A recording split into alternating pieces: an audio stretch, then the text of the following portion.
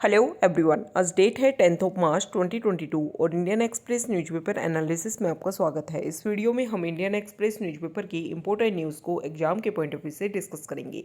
नीचे description box में Telegram channel Volcano IAS academy का लिंक दिया हुआ है। आप Telegram channel Volcano IAS academy के साथ में जुड़ सकते हैं। वहाँ पर हर exam means UPSC, state PSC and other exams के पॉइंट ऑफ व्यू से काफ़ी इंपॉर्टेंट इन्फॉर्मेशन आप सभी के साथ में शेयर की जाती है।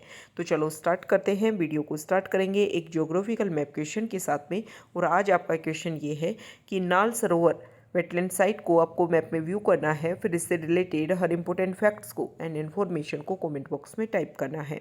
इंडियन एक्सप्रेस न्यूज़पेपर के फ्रंट पेज पर जो इंपॉर्टेंट न्यूज़ है वो नेशनल लैंड मोनेटाइजेशन कॉरपोरेशन को लेकर के है।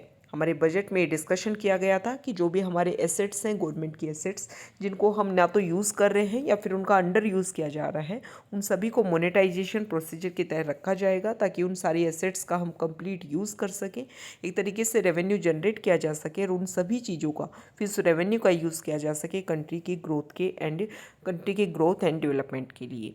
तो यहाँ पर सेंट्रल गवर्नमेंट ने यूनियन जो कैबिनेट है उन्होंने अप्रूवल दे दिया है कि नेशनल लैंड मोनेटाइजेशन कॉरपोरेशन को एस्टेब्लिश करना है। और जो भी हमारा सरप्लस लैंड है एंड बिल्डिंग एसेट्स हैं, सेंट्रल पब्लिक सेक्टर एंटरप्राइजेस और अदर एजेंसीज की जो गवर्नमेंट से लिंक्ड हैं, उन सभी की सेक्टर से रिलेटेड जो भी बिल्डिंग्स हैं उन सभी का यूज़ किया जाएगा। अब यहाँ पर कैबिनेट ने क्लियर किया है कि ये जो एजेंसी जो एस्टेब्लिश करने की बात की जा रही है, नेशनल लैंड मोनेटाइजेशन कॉरपोरेशन, यहाँ पर इस एजेंसी में जो भी इसमें जो प्रोफेशनल्स वर्क करेंगे उसको किस तरीके से उनको इवेल्युएट किया जाएगा। तो इसके लिए बोला गया है कि उनके लिए मेरिट बेस्ड जो प्रोफेशंस हैं उन सभी को यहाँ पर इंक्लूड किया जाएगा। Privatization of PSP and PSU has faced challenges. Monetization of idle government land requires specialized skills and expertise. This will be the job of the new agency. Okay? तो ये मेन फोकस है जिसके basis पर ये जो agency है वो work करेगी और यहाँ पर एक्सपर्टीज़ रखे जाएंगे प्राइवेट सेक्टर से ताकि हर एरिया में अच्छे से वर्क किया जा सके। नेक्स्ट इंपॉर्टेंट आर्टिकल है नीट एग्जाम को लेकर के। सेंट्रल जो हमारी गवर्नमेंट है, नेशनल मेडिकल कमीशन, उन्होंने अपर एज लिमिट को national eligibility cum entrance test NEET UG जो एग्ज़ाम होता है एमबीबीएस कोर्सेज के लिए पूरी कंट्री में, उसमें अभी तक 25 ईयर जो थी वो इसमें अपर एज कैप डिसाइड कर रखा था। और अगर हम रिजर्व कैटेगरी से जो कैंडिडेट आता है तो 30 ईयर्स तक जो रिजर्व्ड कैंडिडेट्स हैं वो 30 ईयर मैक्सिमम एज थी, तब तक एग्ज़ाम दे सकते थे। लेकिन अब इसकी जो अपर एज लिमिट है उसको रिमूव कर दिया गया है। नेक्स्ट इंपॉर्टेंट आर्टिकल यहाँ पर रशिया यूक्रेन वॉर को लेकर के है। हमारे इंडिया के स्टूडेंट जो हैं वो कुछ एक तरीके से जो यूक्रेन के कुछ हिस्सों में फंसे हुए थे, तो यहाँ पर पोलैंड कंट्री के साथ में डिस्कशन करके हमारी जो कंट्री है वो उन स्टूडेंट्स को भी वहाँ से इवैक्यूएशन का प्रोसीजर कंप्लीट करने की कोशिश कर रही है।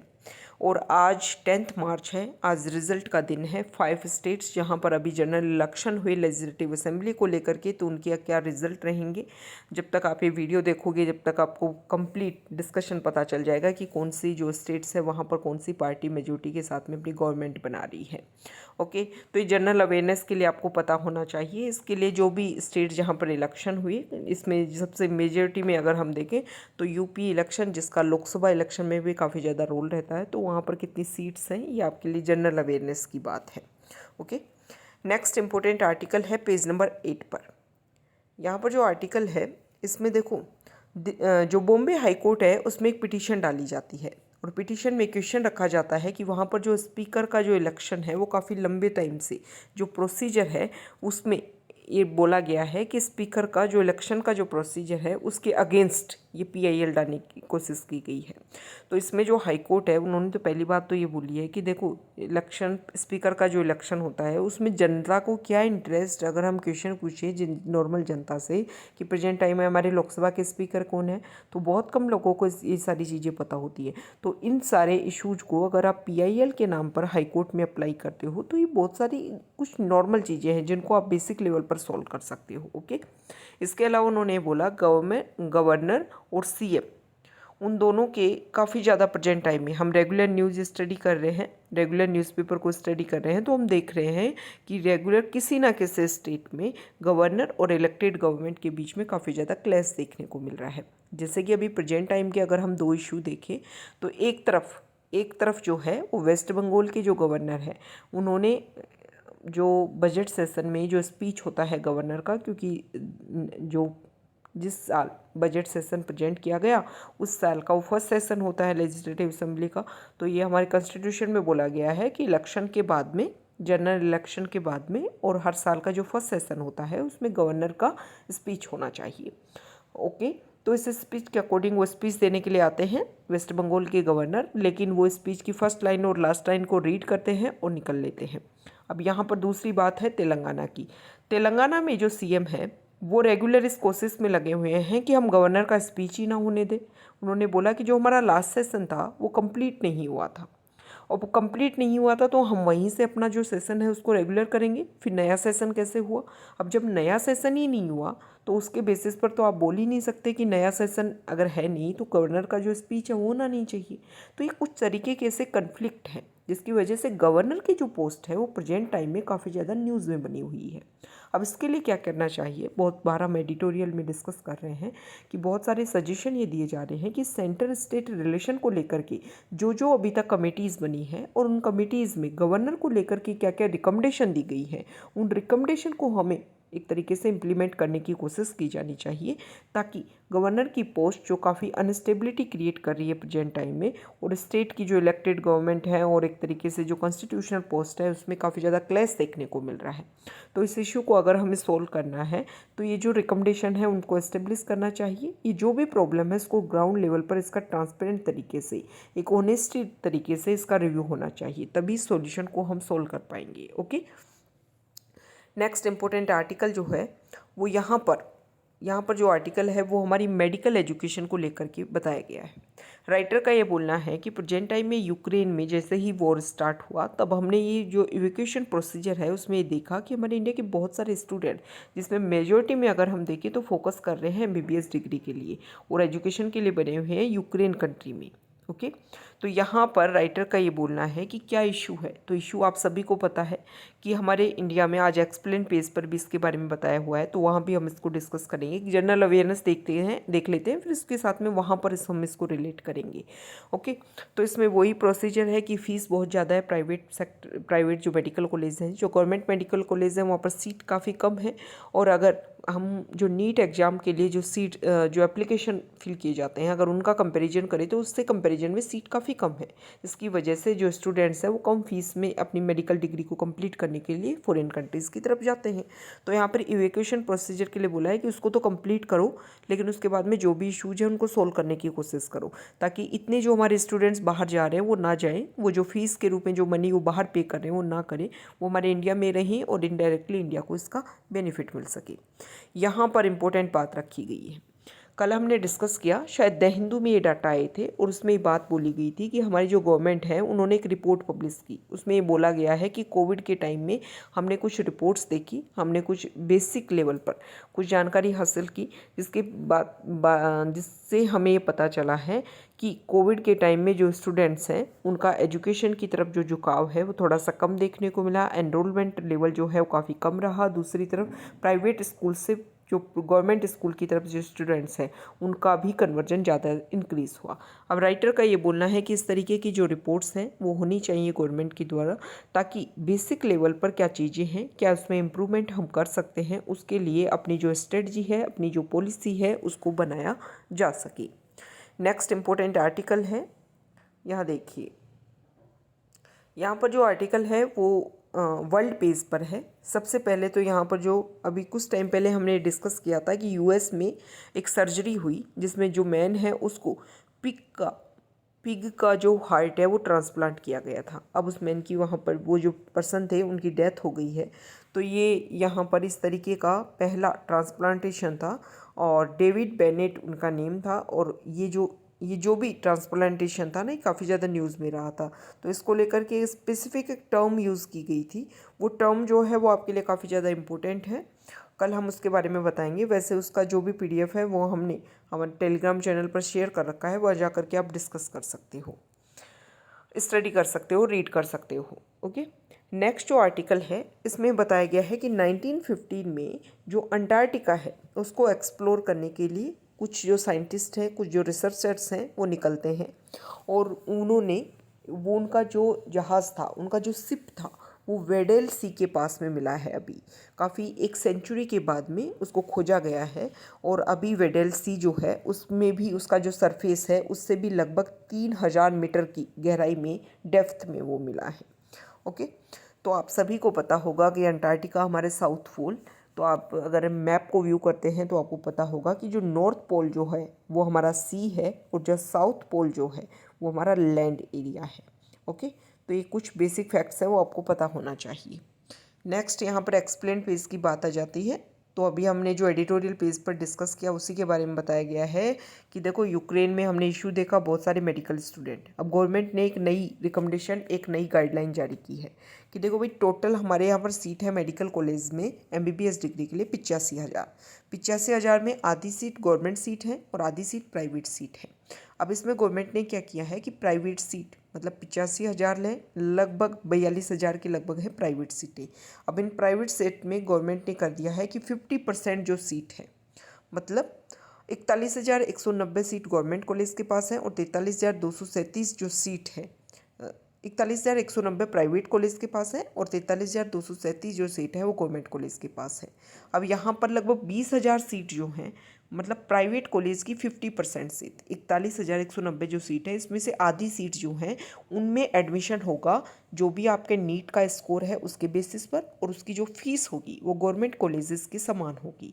अब इससे क्या हो गया कि एक तरीके से 75-25 का रेशियो हो गया कि 75 जो सीट्स हैं उनकी गवर्नमेंट के अकॉर्डिंग फीस रहेगी, और 25 जो सीट्स हैं उनकी प्राइवेट जो कॉलेजेस हैं वो अपने अकॉर्डिंग, जो अपनी कमेटी बनाते हैं उसी के अकॉर्डिंग उनकी मैनेजमेंट फीस रहेगी।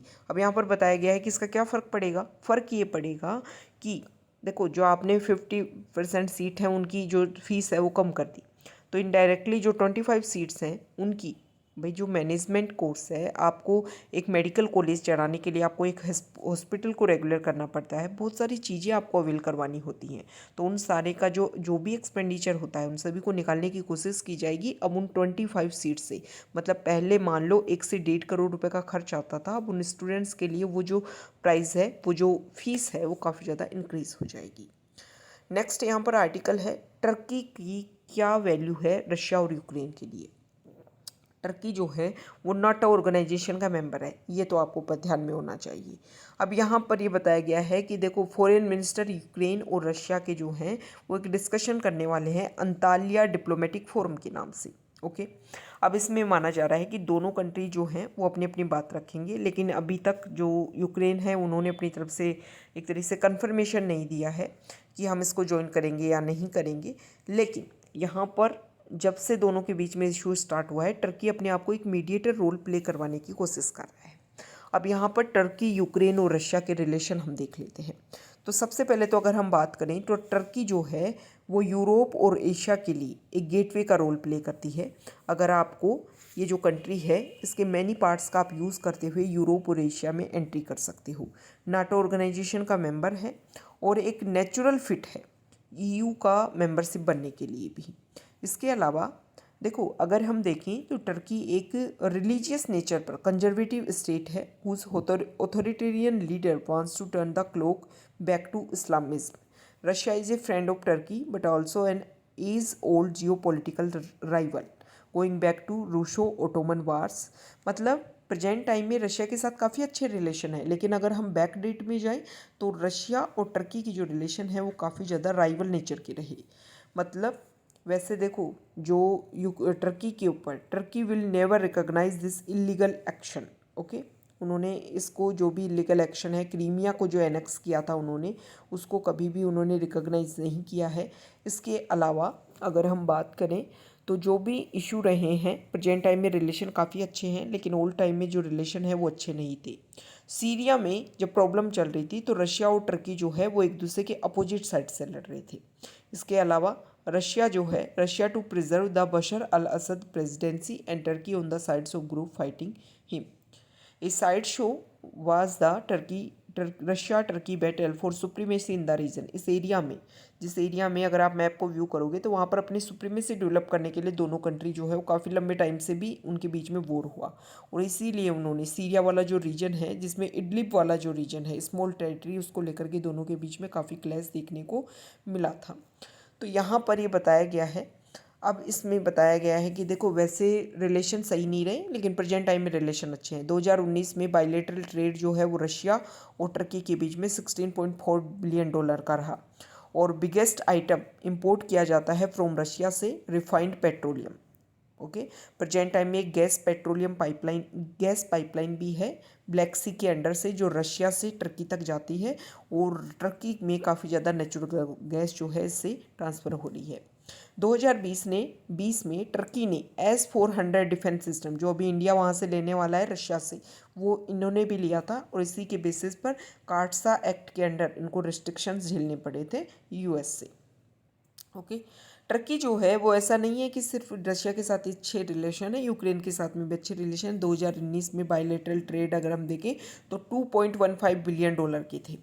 टर्की जो है वो एक major exporter to Ukraine. Biggest export जो चीज़ें हैं वो रिफाइंड पेट्रोलियम है। इसके अलावा कुछ लीथल मिसाइल कैरियर ड्रोन हैं, जिनका यूज़ अभी ऐसा बोला जा रहा है कि ये जो कन्फ्लिक्ट देखने को मिल रहा है उसमें भी किया गया है यूक्रेन के द्वारा रशिया के खिलाफ में। अब यहाँ पर रशिया जो है वो कुछ हेलीकॉप्टर जो है वो प्रोवाइड करने की कोशिश भी की है उन्होंने यूक्रेन को। हालांकि इसी तरीके का इशू उन्होंने अज़रबैजान आर्मी को भी उन्होंने प्रोवाइड की थी, जब वहाँ पर भी इशू देखने को मिल रहा था। ओके, तो ये कुछ इशू हैं जिसकी वजह से जो टर्की है वो न्यूज़ में है। लेकिन यहाँ पर जो टर्की जो है वो अभी प्रेजेंट टाइम में जो इशू चल रहा है उसकी अगर हम बात करें तो Turkey has described the Russian invasion of Ukraine as unacceptable and blow to regional peace. Turkey तो चाहता है कि भाई रीजनल पीस रहे, जो भी प्रॉब्लम है वो सोल्व हो। इसके अलावा उन्होंने रशिया का जो रिकॉग्निशन है लुहांस्क और डोनेट्स्क को, उनको रिकॉग्निशन भी रिजेक्ट कर दिया है। ओके, और उन्होंने एक वॉर वर्ड यूज़ किया 5 डेज़ के लिए जब ये इन्वेजन हुआ उसके बाद में, और रशियन एग्रेशन इन यूक्रेन को लेकर के जो जनरल असेंबली में जो रेजोल्यूशन पास किया गया उसके स्पॉन्सर के रूप में भी जो टर्की है उन्होंने रोल प्ले किया है। 1936 का मॉन्ट्रिक्स कन्वेंशन के बेसिस पर उन्होंने ये भी बोला था कि हम रोक लगा देंगे उनके वारशिप पर, लेकिन इसमें ये बोला गया था कि ब्लैक सी के लिटरल एरियाज़ के जो कंट्रीज़ हैं उनको लेकर के आप उनके वॉरशिप को लेकर के आप रिस्ट्रिक्शंस नहीं लगा सकते हो कि जो भी हमारी बॉस्फोरस स्ट्रेट है या फिर डार्डानेल्स स्ट्रेट है उसके थ्रू ये वॉरशिप जो है वो एंटर ना करें, क्योंकि आप उन्हीं पे लगा सकते हो जिनकी बॉर्डर एरिया जो है वो ब्लैक सी को टच नहीं करते हैं। तो यहाँ पर एक तरीके से जो टर्की है उसकी इम्पोर्टेंस शो करने की कोशिश की जा रही है कि टर्की जो है वो किस तरीके से इनके मीडिएटर का रोल प्ले कर सकती है। अभी यहाँ पर ईवीएम को लेकर के अभी हमने देखा कि सपा की तरफ से एक ट्वीट होता है, अखिलेश यादव एक ट्वीट करते हैं कुछ टाइम पहले और वो बोलते हैं कि ईवीएम मशीन को हैक किया गया है। अब यहाँ पर पूरी बात बताई गई है कि भाई ईवीएम मशीन को कैसे हम रखते हैं, कैसे कैसे उनकी सिक्योर किया जाता है और किस तरीके से जो प्रोसीजर होता है, तो उसको हैक करना, उसको चेंज करना काफ़ी ज़्यादा मुश्किल होता है। अब यहाँ पर सबसे पहले तो देखो ये बताया गया है कि ईवीएम मशीन जो है वो कहीं पर भी इलेक्शन होने वाले होते हैं तो बूथ को अलॉट की जाती है। ईवीएम इस मशीन को इलेक्शन से पहले भी सिक्योर रखा जाता है, ऐसा नहीं है कि ओपनली उनको कहीं भी रख दिया, तब भी उनको एक वेयर हाउस में रखा जाता है। सीसीटीवी फुटेज के तहत उसको व्यू किया जाता है, अच्छे से उनको ढंग से रखा जाता है, सील्ड रूम होता है। और उसके बाद में जब लोकेशन होता है किसी बूथ के लिए तो उस ईवीएम मशीन के नंबर तक राइट डाउन किए जाते हैं कि इस ईवीएम मशीन का वहाँ पर रखा गया है। हालांकि हर बूथ पर कुछ एक्स्ट्रा ईवीएम मशीन होती हैं, तो किसी ईवीएम मशीन में अगर कुछ गड़बड़ी देखने को मिले, कुछ प्रॉब्लम हो, वर्क ना कर पाए, तो उसको वहाँ पर चेंज किया जा सकता है। लेकिन अब पोल हो गई, वोटिंग हो गई, उसके बाद में जो रिप्रेजेंटेटिव हैं या फिर रिप्रेजेंटेटिव की तरफ से कोई, जैसे जो भी कैंडिडेट्स हैं उनकी तरफ से कोई रिप्रेजेंटेटिव हैं, उनके सामने उनको सील किया जाता है, उनके जो सिग्नेचर हैं वो उन पे करवाए जाते हैं। फिर उनको जो भी काउंटिंग एरिया होता है उसके आसपास वाले रीजन में किसी वेयर हाउस में उन सारे ईवीएम्स को स्टोर किया जाता है। इस तरीके से जो प्रोसीजर होता है इलेक्शन कमीशन के एक प्रोसीजर के थ्रू ये जो ईवीएम मशीन है उनको राइट डाउन किया जाता है, उनको लिखा जाता है, उनको सिक्योर किया जाता है। और जब काउंटिंग डे होता है उस दिन ओपनिंग जब की जाती है तो जो भी कैंडिडेट होते हैं या फिर उनके रिप्रेजेंटेटिव होते हैं उनके सामने उस वेयर हाउस को रूम को खोला जाता है। फिर वहाँ पर जो ईवीएम मशीन है उनकी सील को चेक किया जाता है, तब जा कर के काउंटिंग स्टार्ट होती है। इसके अलावा अगर हम बात करें तो अगर टाइम से पहले भी उस वेयर हाउस या फिर रूम को खोलना होता है तो उसमें जो कैंडिडेट्स होते हैं या फिर उनके रिप्रेजेंटेटिव उनके सामने ही ये काम किया जाता है। ऐसा नहीं है कि कोई भी आकर के कभी भी आकर के किसी रूम को खोल सकता है। तो ये सारे प्रोसीजर होते हैं, इसके थ्रू ईवीएम मशीन काम करती है। तो ऐसा नहीं है कि ईवीएम मशीन को हैक करना, उसको कैप्चर करना, उसको चेंज करना इतना ज़्यादा ईजी है। ओके, तो ये हमारा इंडियन एक्सप्रेस न्यूज़पेपर का डिस्कशन था। अगर आप यहाँ तक आ गए हैं, वीडियो आपको अच्छा लगा है तो प्लीज़ वीडियो को आप लाइक कर दीजिए, शेयर कर दीजिए और चैनल को सब्सक्राइब कर दीजिए। जो भी हम स्टैटिक पार्ट प्रेजेंट टाइम में अपलोड कर रहे हैं उन वीडियोज़ को आप व्यू कीजिए, उनमें आप कॉमेंट करके बताइए कि हमारा जो स्टैटिक पार्ट है उनमें हम क्या क्या इम्प्रूवमेंट कर सकते हैं और कौन कौन सी जो सब्जेक्ट्स हैं स्टैटिक पार्ट में वो हम आपके लिए स्टार्ट कर सकते हैं। ओके, तो अपनी जो भी आपके सजेशन है वो आप हमें शो कर सकते हैं, वो हमें राइट डाउन कर सकते हैं। हम उनके अकॉर्डिंग आपको हर जो भी बेसिक फैक्ट्स हैं, बेसिक बुक्स हैं, वो ईजी लैंग्वेज में प्रोवाइड करने की कोशिश करेंगे। Okay, thank you.